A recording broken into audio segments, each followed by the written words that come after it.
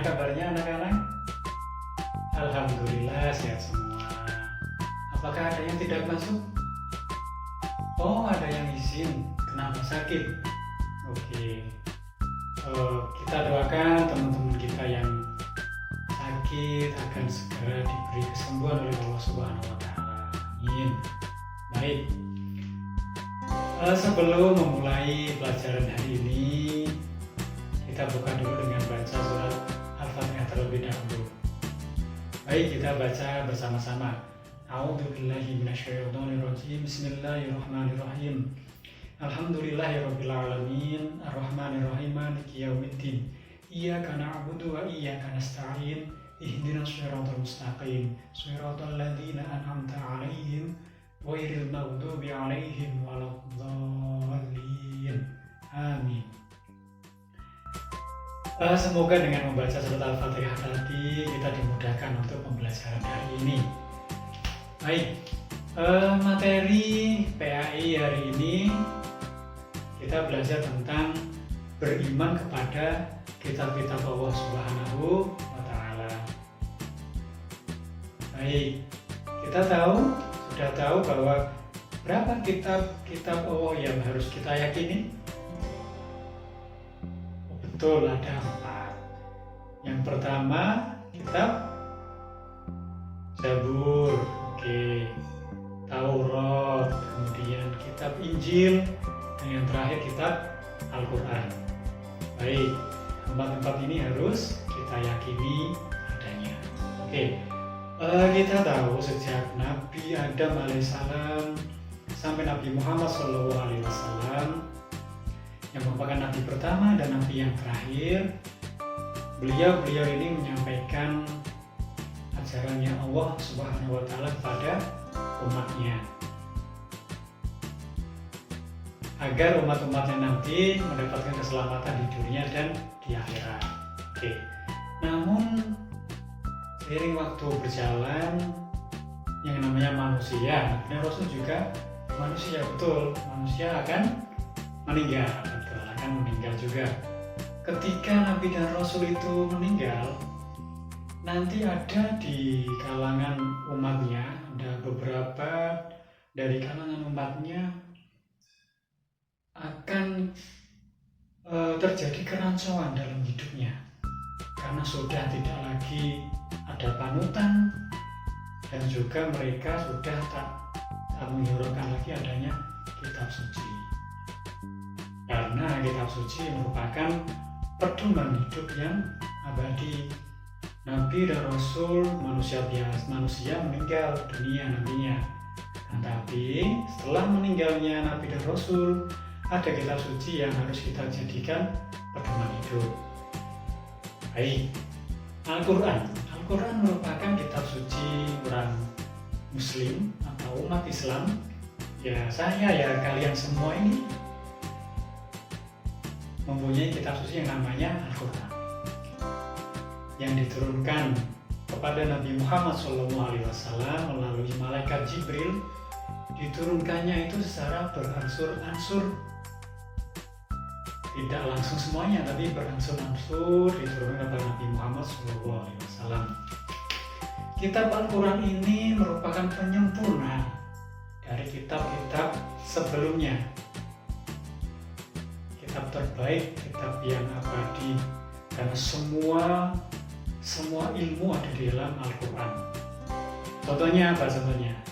Ilmu tentang hukum, tentang hukum, tentang akhlak, ilmu tentang pernikahan, betul.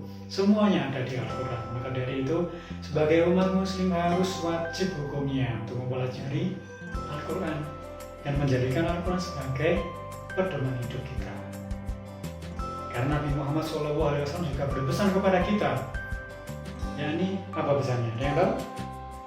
Ya, pesannya adalah, kutinggalkan untukmu 2 perkara. Kalian tidak akan tersesat selama berpegang teguh kepada keduanya ini, yakni Al-Quran dan As-Sunnah.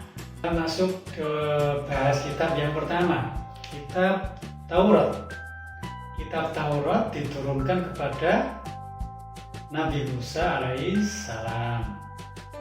Taurat di dalam bahasa Ibrani, Torah, yang berarti instruksi. Kitab ini turun ketika Nabi Musa di mana? Di Bukit Tursina, Gunung Sinai. Nabi Musa alaihissalam menerima wahyu ini untuk diajarkan kepada umatnya sebagai petunjuk dan pedoman hidup. Baik. Yang kemudian ada kitab Zabur, Zabara, yang artinya menulis. Mana aslinya adalah kitab yang tertulis. Kalau dalam bahasa Ibrani adalah nyanyian yang dianggap suci, karena di dalamnya mengandung pujian-pujian kepada Allah Subhanahu wa Ta'ala. Isinya ada yang ada tentang akidah, keyakinan, kemudian ada isinya yang berupa syariah atau hukum-hukumnya. Kemudian ada kitab Injil. Kitab Injil diturunkan, diwahyukan kepada Nabi Isa alaihissalam. Sama, kitab Injil juga diturunkan untuk dijadikan pedoman, petunjuk, penerang bagi umatnya Nabi Isa agar menjalani kehidupan ini dengan baik. Ketika manusia sudah bisa menjalani kehidupan yang baik, tidak ada rasa yang saling menjelek-jelekan, itu nantinya akan mendapatkan apa? Oh iya, betul, kebahagiaan, betul. Jadi kitab-kitab sebelum Al-Quran itu semuanya mengajarkan tentang agar hidup mereka itu bahagia. Tentunya bahagia di dunia karena menjalani kehidupan dengan sebagaimana mestinya, dan nantinya di akhirat juga akan memperoleh kebahagiaan. Baik, yang keempat, yang terakhir adalah kitab suci Al-Quran. Kitab suci Al-Quran diturunkan kepada Nabi Muhammad SAW secara berangsur-angsur. Kemudian kitab yang merupakan penyempurna dari kitab lainnya.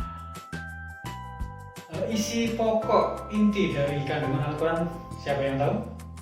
Ada apa saja kandungannya Al-Quran itu yang paling inti? Baik, satu, tentang akidah, tentang muamalah, tentang akhlak, tentang kisah itu kisah-kisah sahabat Nabi, kisah orang-orang yang mulia, kisah tentang Nabi dan Rasul itu sendiri yang nantinya akan menjadikan kita untuk bersemangat untuk beramar ma'ruf nahi mungkar. Betul sekali.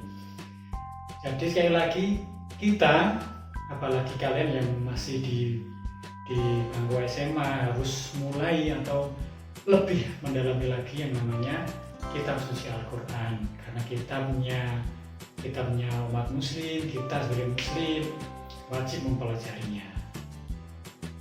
Nabi juga berpesan, khairukum man ta'allamal Qur'an wa 'allamahu. Sebaik-baik manusia atau manusia terbaik itu manusia yang mempelajari Al-Quran dan yang mengamalkannya. Baik, mungkin cukup sekian untuk materi tentang beriman kepada kitab-kitab Allah Subhanahu wa Ta'ala. Untuk pelajaran hari ini kita cukup sampai di sini ya. Sebelum kita akhiri, mari kita tutup dengan membaca hamdalah bersama-sama. Alhamdulillahirabbil alamin. Baik, sekian dari saya. Terima kasih. Semoga bermanfaat. Assalamualaikum warahmatullahi wabarakatuh.